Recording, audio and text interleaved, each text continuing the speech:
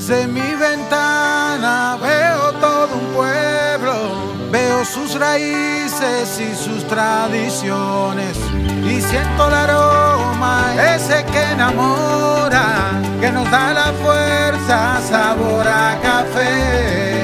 Y en toda la tierra reina la esperanza, también los recuerdos que nos hacen crecer. Estés donde estés, nos une el aroma que sabe a café.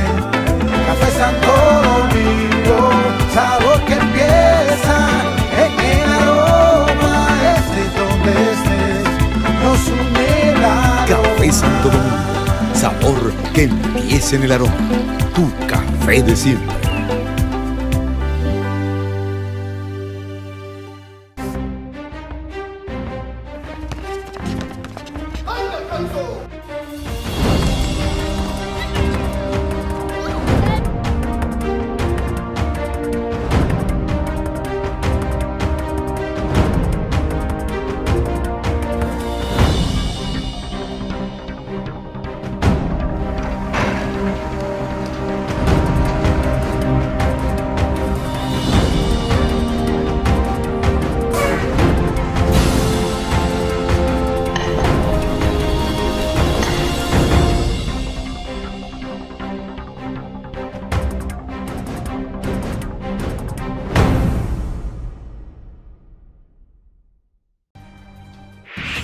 Las ciudades en nuestro país crecen, están vivas. Los túneles, pasos a desnivel, elevados y avenidas funcionan como grandes venas que conectan todo. Y como todo sistema, debe ser cuidado. En el Ministerio de Obras Públicas y Comunicaciones tenemos brigadas dedicadas exclusivamente para la limpieza de invernales, reconstrucción y construcción de alcantarillas, mantenimiento a túneles y elevados, trabajando de sol a sol las 24 horas los 7 días de la semana. Nuestra meta es cuidar la inversión que hemos hecho todos los dominicanos en estas obras. Tú puedes ayudarnos a cuidar lo tuyo. No lances basura en la calle. Así las alcantarillas se mantendrán limpias y funcionando correctamente. No pintes en las paredes, ni las maltrates. Y finalmente, no motores ni vehículos pesados en los elevados y túneles. Vamos, anímate a hacer la diferencia. Juntos, mantengamos el corazón de la ciudad latiendo fuerte. Ministerio de Obras Públicas y Comunicaciones. Más que construcciones, somos servicios. Lista para el deporte. Como en el play, pero en casa.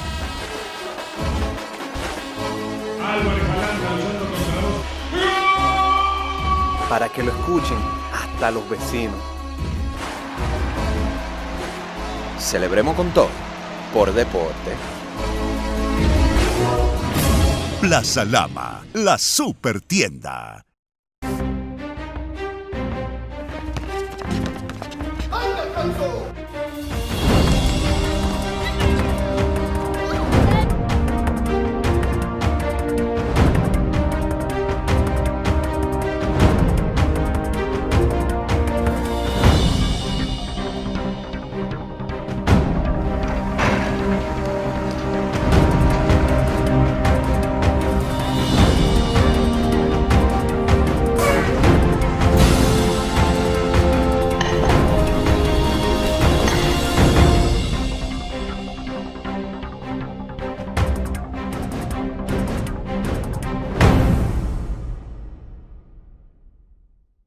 Buenas noches, señoras y señores. Hoy, como cada domingo, su programa Política Exterior. Nuestro invitado de la semana, el doctor McPuy, líder del partido Alianza por la Democracia, ex senador, ministro, una figura pública de alto calibre y un conocedor de los temas internacionales. Max, buenas noches. Muy buenas noches. Invitado a nuestro programa. Encantadísimo de compartir en Política Exterior en televisión. Muchas gracias. Max, se han producido acontecimientos de orden trascendente. La caravana migratoria, que se acerca constantemente a la frontera México-Norteamericana, con un riesgo peligroso, ya que las noticias hablan de que se ha dado orden de abrir fuego, de asumir una actitud de fuerza frente a simples ciudadanos y niños que se dirigen desesperadamente en procura de vencer los obstáculos de pobreza y de deficiencia social de que son víctimas.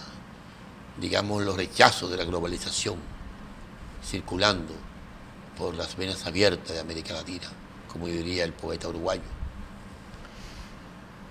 ¿Cuál es tu visión de ese conflicto que parece llegar penosamente en Navidades a un punto culminante cuando casi una decena de mil de ciudadanos, de seres humanos, entre niños, jóvenes, ancianos, mujeres, de todas las edades, en diferentes escenarios se acercan a la frontera de los Estados Unidos? ¿Qué enfoque tú tienes sobre esa realidad social? Pienso, Fausto, que esta es una de las múltiples expresiones de la crisis de la globalización que se están manifestando en este momento. Hace unos cuantos años se observaba un proceso creciente de integración de las economías, producto del proceso de concentración y centralización del capital, pero amplificado por los grandes descubrimientos tecnológicos de la época en materia de comunicaciones. Y se observaba pues la integración del mundo en el área financiera. Esto corrió a la par con un proceso de fortalecimiento del sistema multilateral de relaciones entre los estados, y se suponía que este proceso de la globalización no iba a tener mayores contratiempos que los derivados de las crisis económicas, pero que desde el punto de vista político e institucional todos los países marcharían en esa dirección, ¿verdad?, de consolidación de esa integración económica. Sin embargo, nosotros estamos viendo de un tiempo acá, y con mayor fuerza desde que asumió la presidencia de los Estados Unidos el señor Donald Trump, que ese camino hacia de la globalización no era un camino lleno de rosas, sino que también tiene muchas espinas. Y eso es lo que se está observando. Primero, el rechazo de parte del propio presidente Trump a lo que él llama, ¿verdad?, la globalización de los monopolios, y en fin, y cómo hay empresas que han venido operando en contra de los intereses de los Estados Unidos, lo que le ha permitido a él desarrollar una batalla mundial frente a todos los que él considera sus enemigos, que son muchos. Sí, entonces, lo que él llama la defensa del interés de los Estados Unidos, la América primero, lo ha llevado a entrar en disputa con los aliados tradicionales de los Estados Unidos, le ha llevado a menospreciar a muchos aliados de diferentes países, a entrar en conflicto con China. Con minorías. Entrar en conflicto con las minorías, porque él entiende que eso le fortalece políticamente. Y en este tema de la caravana, que en realidad es la manifestación de la situación de marginalidad, ¿verdad?, de segregación en que están... De inequidad social. De inequidad social, en que están colocadas, es decir, yo diría franjas enormes de nuestros pueblos, que se ha expresado en el sentido, bueno, pues esto se acabó, nosotros nos vamos a Estados Unidos. Y este señor, presidente de los Estados Unidos, pues ha utilizado esto para desarrollar una respuesta sea belicosa, sea conflictiva, cargada de odios, también queriendo sacar partido político inmediato de esto. Él utilizó eso también para ganar más votos en las elecciones. Eso no impidió que el Partido Demócrata alcanzara la mayoría en la Cámara de Representantes, pero en fin, una política belicosa, una política de odio, una política de enfrentamiento. Xenófoba. Y completamente xenófoba.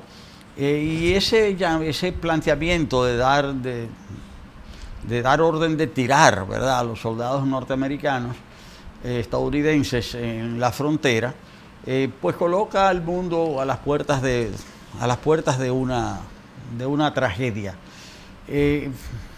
Por suerte, felizmente en el pueblo de los Estados Unidos también hay muchos sectores que están reaccionando frente a eso y que se preguntan cómo es posible ese nivel una nación de migrantes, ¿verdad que sí? Y nación de migrantes, y fuera de los Estados Unidos también, esta actitud del presidente Trump le está ganando mucho rechazo. Hay que esperar que se imponga la sensatez en un caso como este.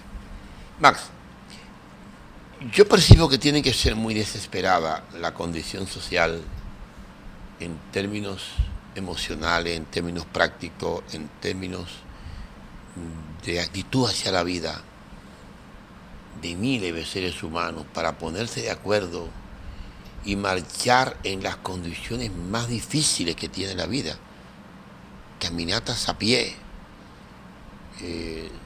sin seguridad alimentaria, sin condiciones de salud, sin protección, víctima de la inclemencia de la naturaleza.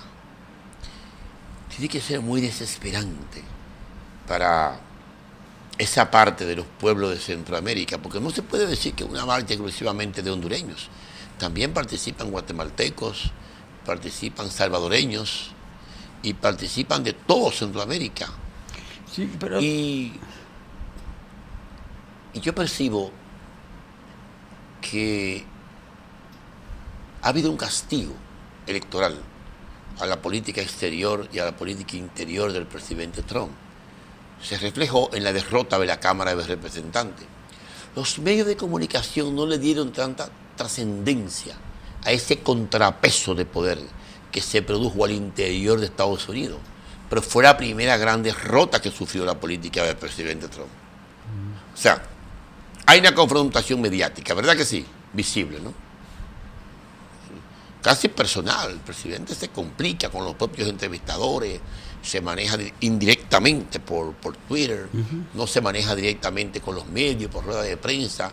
Las pocas veces que lo hace, desgraciadamente se confronta en lo personal. Pero ha habido también una confrontación en el escenario legal, en las elecciones. Y el Partido Demócrata le acaba de ganar las elecciones en la Cámara de Representantes, que es la gran Cámara. Él acaba de preservar el Senado, pero ya ahí empezó a perder poder. Él tenía el poder total, ¿no?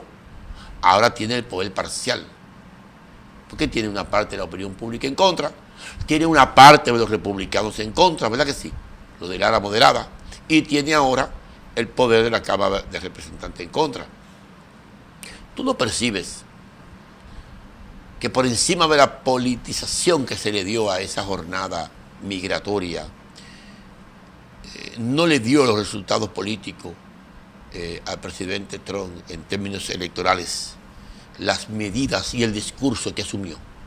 Bueno, yo, para comentar lo que acabas de señalar, yo dividiré mi exposición en dos aspectos. El primero tiene que ver con respecto a la insatisfacción de las poblaciones no solamente de Honduras, sino también de El Salvador, de Guatemala, que han hecho que miles y miles de personas hayan decidido marchar hacia Estados Unidos en condiciones muy difíciles. Yo lo que quisiera destacar es que ese fenómeno no se limita a los pueblos de Centroamérica. En República Dominicana, las encuestas que se han realizado, las de este año, revelan que cerca del 50% de la población dominicana emigraría si tuviese la posibilidad. 48%, pero entre los jóvenes, personas de menos de 35 años, ese porcentaje sube a 62%. Impresionante. Entonces, los porcentajes más elevados de la población, de personas que desean emigrar, se encuentran en Jamaica y en la República Dominicana. Por encima de Haití. Por encima de Haití. Increíble. Jamaica, ¿no? Y República Dominicana. El caso es que esto muestra también cómo hay franjas enteras de la población que han sido dejadas de lado por el proceso económico y de integración social, sí que se encuentran en una situación desesperada. En la República Dominicana, según las estadísticas, el número de personas situadas dentro de la llamada pobreza, es decir, calculada en términos monetarios, supuestamente ha disminuido. Pero como es la pobreza monetaria, es una falsa disminución, es decir, es calculada también teniendo en cuenta que muchas personas reciben un subsidio. Entonces usted no es pobre porque está subsidiado por ser pobre. Entonces la situación de la República Dominicana, a pesar del crecimiento económico que hemos tenido, es decir, no es menos terrible que la que viven hondureños, salvadoreños y guatemaltecos. Si aquí si hubiese una forma de llegar a los Estados Unidos por la vía terrestre, que no existe porque somos una isla, pues yo estoy seguro que de aquí saldrían caravanas importantes. Y la prueba es que cuántas personas no arriesgan su vida en el canal de la Mona por irse. Eso es un comentario acerca de un aspecto de tu planteamiento. Y el otro tiene que ver con las políticas de Trump. A él no le dio resultado, o todo el resultado que él esperaba, su política xenófoba de rechazo a la llamada invasión. Porque, a pesar de todos los temores que él quiso infundir, el pueblo norteamericano votó mayoritariamente por el Partido Demócrata y le dio el control de la Cámara de Diputados. Era difícil que los demócratas alcanzaran el control del Senado porque solamente estaba en juego la tercera parte de los puestos y la mayor parte de esos puestos ya estaban en manos de los demócratas. Era posible, pero era muy difícil que los demócratas alcanzaran ese objetivo. Muy competido. Sí, de todas maneras, el hecho es que ese contrapeso, el hecho de que los demócratas hayan pasado a controlar la Cámara de Representantes, ya de por sí constituye una gran derrota para Donald Trump, porque ya él no tiene carta blanca, ya él no tiene luz verde para hacer lo que él quiera, ya él está obligado a negociar. Eso le ha dolido ciertamente. Y se expresa en una mayor agresividad verbal, no solamente a través de los tweets, sino también que ha hecho cosas insólitas. Es decir, él por su cuenta se ha puesto a expulsar periodistas de la Casa Blanca. Y la justicia estadounidense le dijo, no, usted no tiene derecho a sacar a las personas de esa manera, por más presidente que usted sea de los Estados Unidos. Claro. Es decir, de manera que es una persona también que responde a las situaciones, se ve de manera iracunda. Cuando en realidad esa no es la forma de comportarse de un jefe de Estado. Control emocional. Hay problemas, ciertamente hay problemas. Sí. Pero el problema migratorio es un problema global. Está también la migración sur-sur, que es la migración dentro de nuestros propios pueblos de América Latina. La de los nicaragüenses hacia Costa Rica, la de los bolivianos hacia Argentina, la de los venezolanos hacia Colombia. Ahora, porque antes iban de Colombia a Venezuela. Exactamente. La de los argentinos hacia otras partes, sí. La de los dominicanos hacia Puerto Rico, que finalmente concluye en Estados Unidos, pero también la de los dominicanos hacia otros países, hacia Chile, hacia Uruguay, hacia Argentina, hacia Costa Rica, y la de los guatemaltecos hacia México. En fin, tú tienes también la de los subsaharianos hacia Europa, la de los ciudadanos de la fracasada primavera árabe hacia los países europeos, la de los Balcanes hacia Europa y la de los países asiáticos en esa dirección. Entonces, evidentemente que el problema migratorio es global, es mundial. Yo estuve viendo las estadísticas y no tiene parangón, es un problema tremendo. La Unión Europea no tiene una política migratoria que pueda definir qué va a hacer con aquello. España resiste a una presión terrible a través de la frontera con Marruecos. Y tú acabas de ver la política de Federica Mogherini, la responsable de política exterior de la Unión Europea, ¿cuál es, no?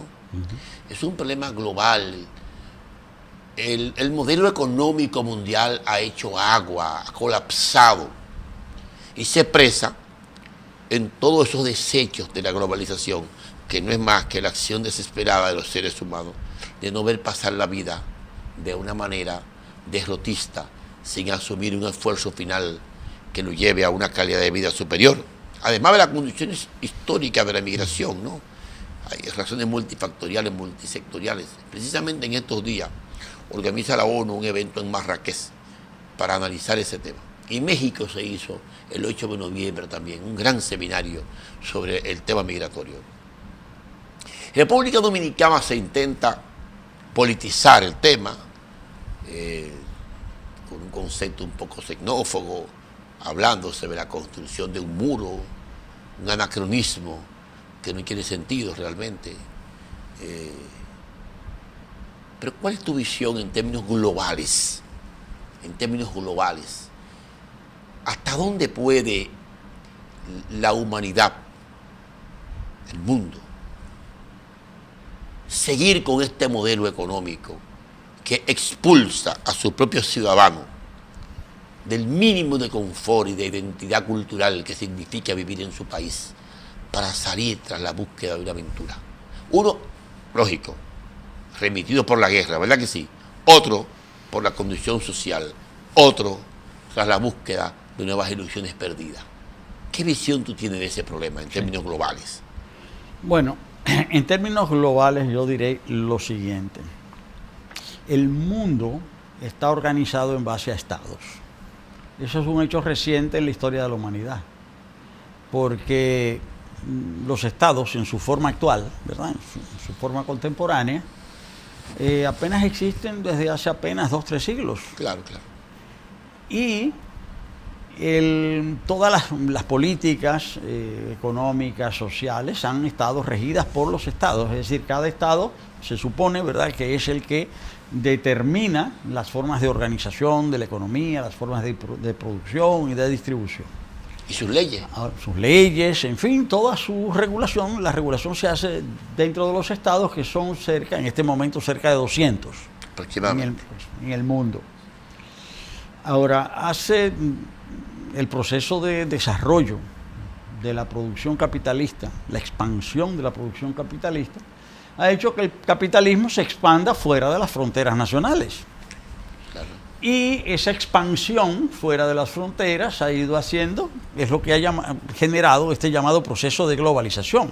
En la medida en que se concentran los capitales, en la medida en que estos se centralizan, que estos son cada vez más importantes, esto se extiende, se dan procesos diversos de deslocalización de la producción, que un producto hoy no es hecho en un país, un producto es hecho en muchos países al mismo tiempo. Se producen de un automóvil las piezas en un sitio, los asientos en otro, los frenos en otro país, las baterías en otro, en fin.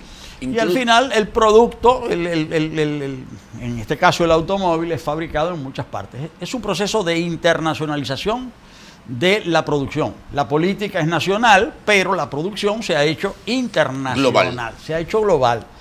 Ahora, esto ha sido impulsado desde el punto de vista del pensamiento, desde el punto de vista teórico, por determinadas corrientes, líneas económicas. Entre ellas la corriente llamado pensamiento neoliberal.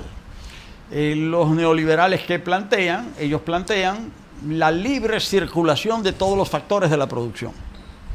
Y los factores de la producción, es decir, uno de los factores fundamentales no solamente el capital, no es la libre circulación del capital. La mano de obra. La libre circulación del trabajo. Claro. Entonces hay una contradicción muy grande entre una economía que se hace cada vez más internacional, que hace que la gente tienda a desplazarse por el peso de la economía, y unos estados también que restringen el movimiento de la población. Los neoliberales dicen que hay que abolir las fronteras en el sentido económico, es decir, que hay que dejar que las personas vayan donde quieran, porque además ellos plantean eso desde el punto de vista teórico. Ellos dicen que si las personas pueden circular libremente, eso va a provocar la baja de los salarios en los países de destino. Y una dinámica del mercado. Y una dinámica completamente del mercado, porque el mercado debe ser libre. Entonces claro, los capitales deben circular libremente, las personas también, pero atención, ahí viene la contradicción. La contradicción, la reacción nacionalista. Dice Trump, no señor, nada de circulación. No, pero no solo lo hace Trump. Sí, pero yo digo, pues ese es el caso extremo. Ahora okay, el caso extremo es Trump, porque él lo plantea de una forma muy... A nivel de muro. A nivel de muro, de una forma muy dura. Entonces, nosotros observamos que en países como Europa, donde las economías están sufriendo por falta de mano de obra, es decir, porque la tasa de natalidad ha bajado. Es decir, las economías, por ejemplo, de España, es una economía que necesita inmigrantes. Y Alemania. Alemania, Francia necesitan inmigrantes para poder seguir funcionando. Y hay mucha gente que quiere ir, pero hay mucha gente, a pesar de que el país necesita inmigrantes, hay mucha gente que no quiere que vayan. Pero además todo eso agravado por una situación, por la lucha por el control de los recursos, sobre todo los recursos naturales, la lucha por el control del petróleo, ahora de las tierras raras. Y quizás dos de los casos más importantes sean el caso de Libia y el caso de Siria, sí, donde la lucha por el control de los recursos, en el caso de Libia directamente el petróleo, en el caso de Siria el control del tránsito del petróleo, fundamentalmente desde Irán e Irak hacia el Mediterráneo, ha desatado una lucha política y unas guerras y el derrocamiento de gobiernos o el intento de derrocamiento de gobiernos que han generado, en el caso de Libia, la desarticulación del Estado, claro, pero eso es lo que ha generado una buena parte de la emigración. Entonces, aquí estamos frente a un fenómeno. En gran medida es la política europea de control de recursos la que ha generado las guerras y la desarticulación del Estado, y por consiguiente ha generado una emigración, y entonces ahora no quieren los inmigrantes, pero esas guerras han sido producidas por las contradicciones, si se quiere, entre los grandes conglomerados, las grandes empresas, por el control de esos países. El caso patético es el caso de Libia, donde incluso un presidente francés, Sarkozy, hoy procesado por corrupción, que entró en trato con el jefe de Estado de Libia, Gaddafi, recibió regalos, recibió dinero de Gaddafi. Que pagó su campaña. Para pagarle su campaña, y después de eso es el que dirige la coalición para derrocar a Gaddafi. Ese hombre hoy está siendo procesado en Francia por corrupción. Pero mientras tanto, Libia está destruida y los emigrantes libios están cruzando el Mediterráneo por millares, aunque muchos mueren en la travesía. Y el caso de Siria, igual, el intento de derrocamiento del gobierno ha generado una guerra civil con una cantidad, ¿verdad?, con decenas de miles, ¿verdad?, de muertos, de heridos y de migrantes. Entonces, cuando me pides que dé una visión global del fenómeno, por mi respuesta te das cuenta que me estoy refiriendo a un fenómeno complejo que está determinado, multifactorial, que está determinado por los factores económicos, ¿verdad?, de internacionalización del capital, concentración, centralización del capital, destrucción de los estados, es decir, justamente destrucción de los estados, tema en un caso, es decir, la necesidad de las economías, en este caso europeas, estadounidenses, de contar con una mano de obra de la que no disponen. En el caso de Europa eso es clarísimo, sobre todo como señalábamos en los casos de Alemania, Francia y España, y cómo esto está llevando a callejones sin salida sumamente peligrosos. Esta conferencia de Marrakech, a la que tengo entendido vas a asistir, es decir, sí. Vas a estar en esa conferencia, me parece un foro sumamente importante para poder dilucidar una cuestión que es crucial para el mundo de hoy. Tú tienes razón, Max. Cuando se destruyeron los regímenes comunistas de Europa del Este, Rumanía, Bulgaria, la Unión Soviética, Checoslovaquia, Hungría y otras naciones de la URSS, ¿no? No se produjo la esperada migración desordenada como consecuencia del caos que se produjo a partir de 1900, Alemania Oriental, perdón. No se produjo ese caos migratorio en toda Europa. Las naciones europeas no tuvieron que articular espacios de muro de contención para recibir los millares de migrantes, porque de alguna manera los estados de Europa del Este, los bálticos, los mediterráneos, fin de cuentas, pudieron mantener el control de sus estados. Al producirse la primavera árabe, que fue el error fatal del presidente Barack Obama en política exterior, en mi lectura, destruir hasta cierto sentido lo que había en Yemen, en Túnez, en Siria, en Libia, incluso en Egipto, ¿no? Permite la llegada de los hermanos musulmanes, ¿no? Y luego derroca al gobierno de los hermanos musulmanes y se genera un caos terrible. O sea, la política exterior no solamente de la Unión Europea, sino también de los propios Estados Unidos frente a las naciones árabes, provocó una migración devastadora, pero es huyéndole a la guerra y al caos. Esa es una. Luego viene la migración subsahariana de África del Norte, que es huyéndole a la pobreza. Tiene otra razón, ¿verdad que sí? ¿No? Así es. Y luego viene la gran migración de América Latina, que es huyéndole también, específicamente en la parte de Centroamérica, al pandillerismo, a la violencia, a la inseguridad, sí, a la pobreza y a la inseguridad. A la pobreza y a la inseguridad así ciudadana. Así es.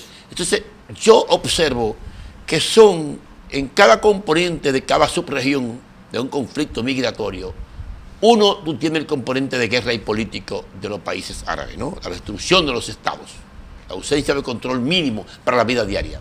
Luego tienes el caso de el África subsahariana, que es la miseria total, el abandono total de África, de esa parte donde el mundo se ha olvidado definitivamente, donde no hay un proyecto de desarrollo y si marcha es muy lento. Y luego la parte de Centroamérica y el Caribe, que es la consecuencia de la inequidad social, de la violencia social, de la inseguridad ciudadana, del pandillerismo, del narcotráfico, del caos y de la componenda del Estado con esos sectores sociales, porque en esas partes de Centroamérica la policía, la fuerza de seguridad cohabita con los mismos sectores que expolian a la población.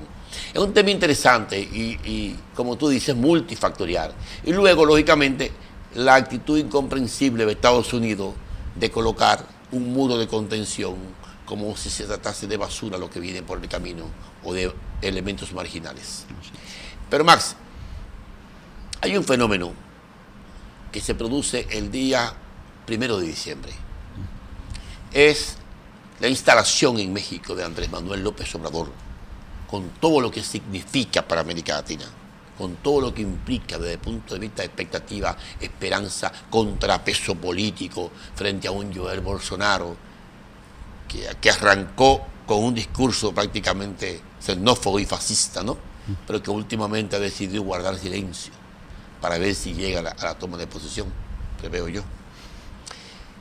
¿Cómo visualizas tú lo que significa para México y para América Latina el proyecto de gobierno de Andrés Manuel López Obrador? ¿Qué expectativa piensas tú que va a llenar? Bien, yo creo que se trata de un proceso sumamente importante. Con mucha razón, Andrés Manuel López Obrador y su coalición Juntos Haremos Historia, formada por el Partido Morena, por el Movimiento de Regeneración Nacional, el Partido del Trabajo y el Partido de la Esperanza Nacional. Con mucha razón, ellos han calificado el proceso en curso como la cuarta transformación.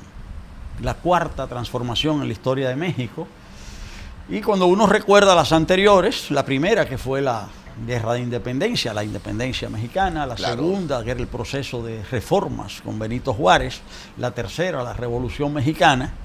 Entonces decir que se va a desarrollar un proceso de la misma trascendencia o de la misma envergadura que los anteriores, se está diciendo entonces que es un proceso de hondas consecuencias. Digamos, lo que los franceses le llaman las cuartas repúblicas. Bueno, pero las repúblicas francesas han sido institucionales. Eso sí. La cuarta No han sido bajo el esquema de... Pero en este caso se trata, el planteamiento es de transformación, se trata de revolución. Claro, en este caso se cuida mucho Andrés Manuel López Obrador de señalar que esta vez se trata de una transformación pacífica. Él insiste mucho en eso, a diferencia de las tres anteriores. Que fueron violentas. La cuarta transformación se diferencia de las otras en que esta va a ser pacífica. Pero pacífica o no, una transformación es una transformación. Y cuando un proceso de cambios es verdadero, cuando es auténtico, genera necesariamente contradicciones y conflictos.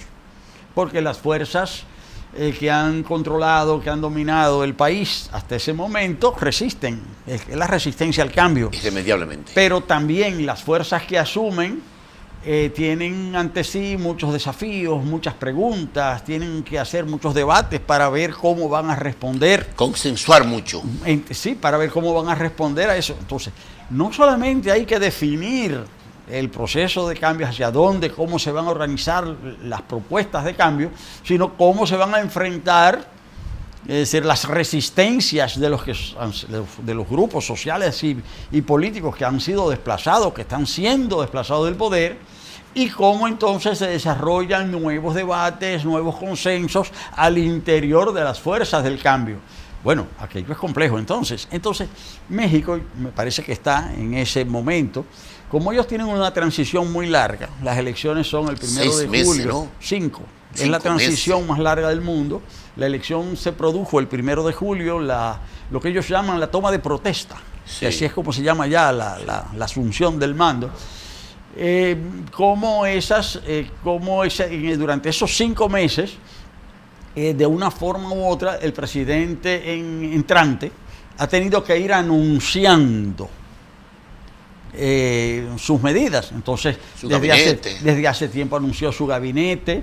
Ese gabinete ya se ha reunido a trabajar, ha ido montando sus equipos. No han entrado en funciones, pero ya todos esos equipos están estructurados, han ido proponiendo una serie de medidas. Hay medidas que ya han sido anunciadas, una medida muy polémica. Algunas, ¿no? Algunas de ellas, por ejemplo, el tema del aeropuerto. El nuevo aeropuerto internacional de México, que el presidente electo sometió a la consideración de la ciudadanía bajo la forma de una consulta. El resultado de la consulta fue un rechazo a que se continuara con la construcción del aeropuerto. Pero también era una construcción muy polémica porque es muy costoso, es prácticamente en una laguna que se estaba construyendo ese aeropuerto, pero ya se habían invertido varios miles de millones de dólares. Uf. O sea que era una medida también difícil. Gruesa. Una medida muy difícil de tomar y que había que tomar. En fin, pero hay otras medidas igual. Yo tuve la oportunidad de estar en México en días pasados y en ese momento el presidente electo anunció su plan de paz y seguridad, porque ese es uno de los problemas fundamentales de México, la inseguridad. Durante la campaña electoral mataron cientos de candidatos.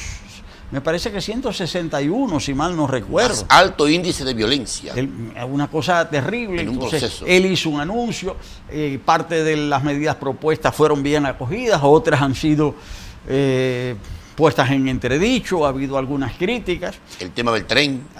El Tren Maya, que es una medida también que, aunque retoma, la mayor parte del Tren Maya va a retomar las rutas de un antiguo tren que va a ser modernizado, pero hay preocupaciones desde el punto de vista ambiental. El movimiento ecologista ha planteado que esa medida debe ser vista con cuidado para no afectar algunas reservas de la biosfera que hay en Yucatán.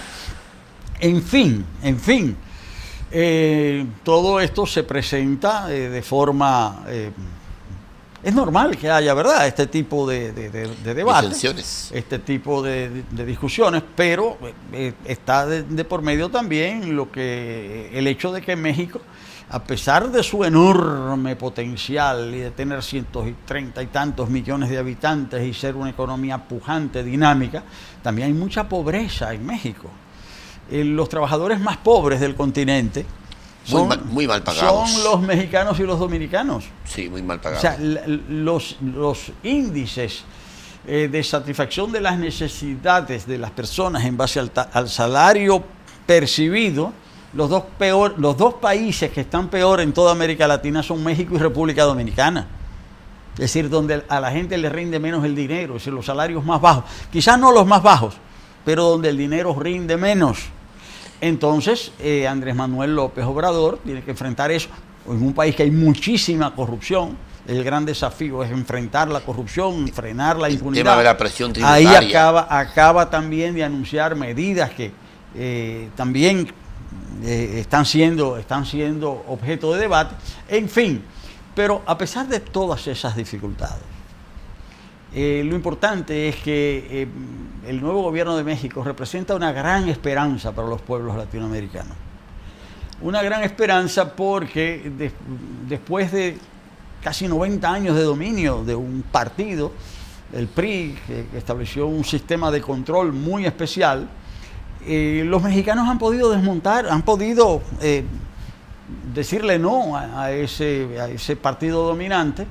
Ahora de lo que se trata es de desmontar ese sistema de gobierno, construir un sistema de gobierno más democrático y más participativo. Más inclusivo. Más inclusivo desde el punto de vista no solamente político, sino también económico y social.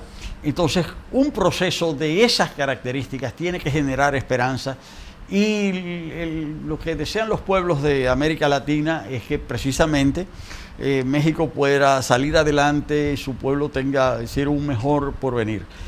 Yo mismo estaré presente, yo he sido invitado oficialmente a participar en las actividades relacionadas con la toma de posesión de Andrés Manuel López Obrador, y para mí va a ser un honor, o sea, poder participar de ese acontecimiento histórico. Ya yo estuve como observador en las elecciones que condujeron a la victoria a la coalición Juntos Haremos Historia, valga la redundancia. Y ahora, para mí, si Dios quiere, para mí será también una gran satisfacción poder acompañar al pueblo de México en una oportunidad de tanta importancia y trascendencia. Max, pero le esperan situaciones difíciles al gobierno, al presidente López Obrador. El escenario de su política exterior, en momentos donde en algunos regímenes conservadores, otros ultraconservadores, se dan cita en el poder, como el caso de Jair Bolsonaro, como el caso del gobierno chileno, como el caso del gobierno argentino, como el caso del gobierno de Colombia. Implicará de alguna manera el hecho de que México tendrá, en términos proporcionales o no, queriéndolo o no, reitero, proponiéndoselo o no, que liderar el movimiento progresista de América Latina desde el punto de vista del ejercicio del poder político. Porque será la nación más trascendente, de mayor poderío económico y de mayor poderío político. ¿No piensas tú que es el escenario para que México retome la ascendencia que tenía en América Latina? La fuerza política que siempre tuvo en el movimiento progresista del continente, sobre todo ante el hecho irremediable de que Brasil políticamente cayó en manos de la extrema derecha, ni siquiera de la centro derecha, de una derecha xenófoba y de una derecha persecutoria de los derechos más elementales de las fuerzas políticas democráticas de esa nación y de otras naciones, y que ya expresa una política totalitaria en contra del progresismo político. ¿Cuál piensas tú que será el rol en términos de política exterior en ese aspecto del gobierno del presidente López Obrador? Bueno, ya el presidente López Obrador ha señalado que México volverá a una política de no intervención, de respeto a la autodeterminación de los pueblos, ya por las medidas que ha venido anunciando. Ya se observa que México va a llevar adelante una política exterior independiente, una política también de acercamiento con otros estados, que México va a fortalecer el multilateralismo a pesar, ¿verdad?, de la ofensiva que está llevando adelante a nivel mundial el presidente Trump a favor de la defensa de los intereses particulares de los Estados Unidos. En ese sentido, yo creo que es muy, como que dije hace un momento, es muy alentador, es decir, lo que se está anunciando en México. Sobre todo que los desafíos no son pequeños. Como bien señalas, en América Latina ha habido una conjunción de fuerzas. Por un lado hay una frustración y por otro lado hay una conjunción de fuerzas conservadoras, lo que se ha llamado una nueva derecha, una derecha más agresiva, asociada también a ciertos sectores religiosos,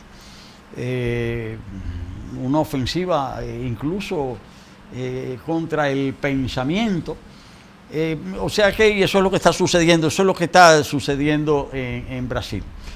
Pero esa es tu lectura. Esa es mi lectura. Y yo pienso que lo que suceda en México va a ejercer un efecto, bueno, sobre todo, ¿verdad?, si el proceso de cambios toma el curso positivo que nosotros esperamos, eso va a tener un efecto benéfico en toda América Latina. Pero ¿piensas tú que el presidente López Obrador se va a concentrar en México o va a jugar un rol extracontinental?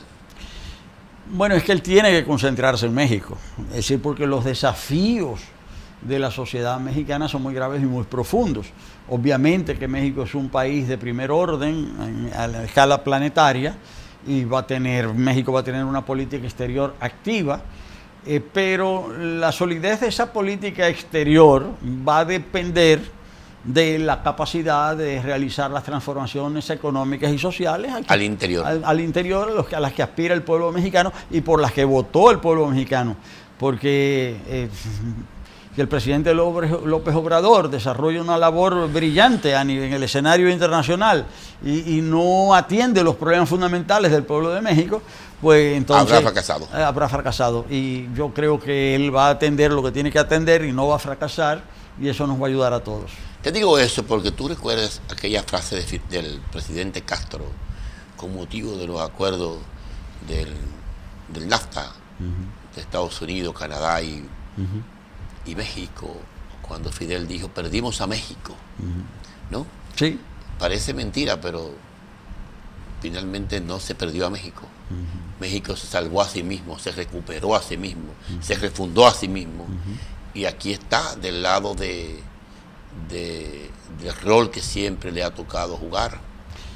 Y estimo que el gobierno del presidente López Obrador, a quien le deseo el mejor de los éxitos, porque siento un respeto enorme y una admiración, sobre todo por el componente ético sobre el que ha edificado su alianza política en un momento donde América Latina, tantos regímenes de derecha, de centro como de izquierda, han tenido debilidades frente a ese aspecto, y otros que se hacen llamar progresistas sin serlo, ¿no? Como es el caso de República Dominicana. La figura ética, la figura digna, decorosa del presidente López Obrador le da a la política en América Latina una cierta dignificación, una cierta resiedumbre moral en un momento donde tanta falta le hace al continente. Pero ya que estamos en la recta final de este programa, ¿cuál es tu visión, Max, de la situación política de las fuerzas progresistas de América Latina? Te pregunto eso porque hay varios procesos comerciales que se van a producir el próximo año, como en El Salvador, por ejemplo, en la República Dominicana en el 2020, en Bolivia en el 2020, y así sucesivamente. Sí. ¿Qué visión tienes tú de ese acontecimiento, de esa dinámica, de ese cierto desencanto que presentan los pueblos, las sociedades latinoamericanas, no de determinados componentes ideológicos, sino de la política como tal? Fausto, creo que el desafío es muy grande, sobre todo que se observan elementos comunes en los diferentes países del continente. Se observa, sí, una derecha envalentonada, hasta cierto punto soberbia, agresiva.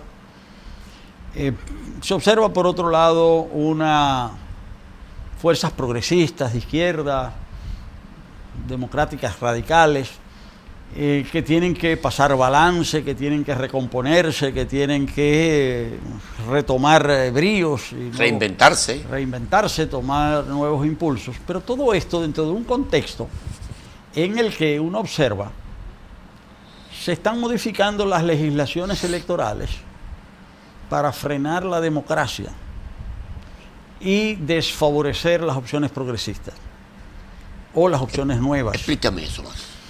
En la República Dominicana, por ejemplo, ¿no? Por ejemplo, se aprobó una ley de partidos. Sí. Pero esa ley de partidos... Muy deficiente. Sí, pero esa ley de partidos cercena las libertades públicas, afecta a los derechos democráticos electorales del país, pero no es casual, es que casi todos los países te están dando decisiones de ese tipo.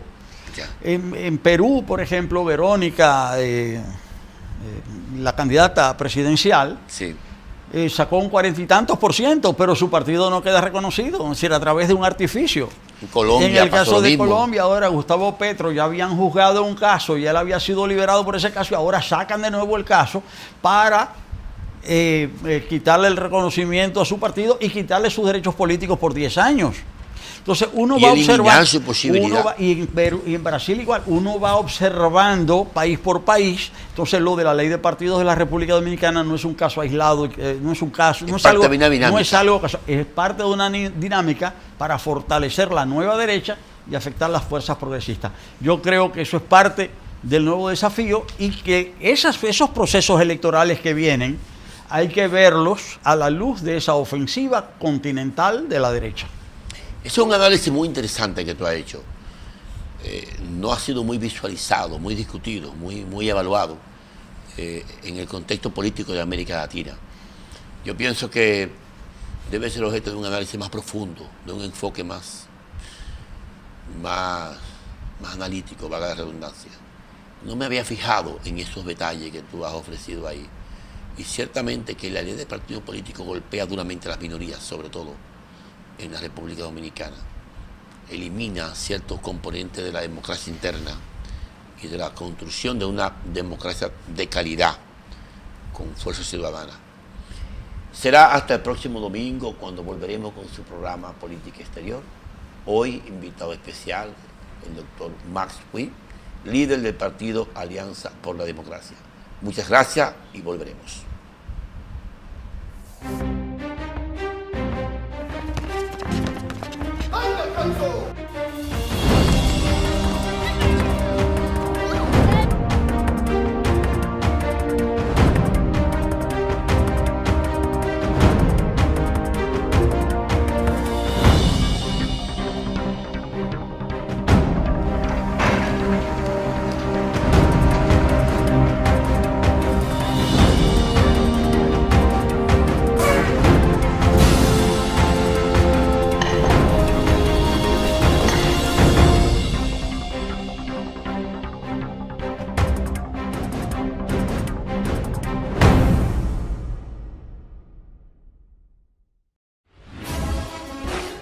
Lista para el deporte. Como en el play, pero en casa.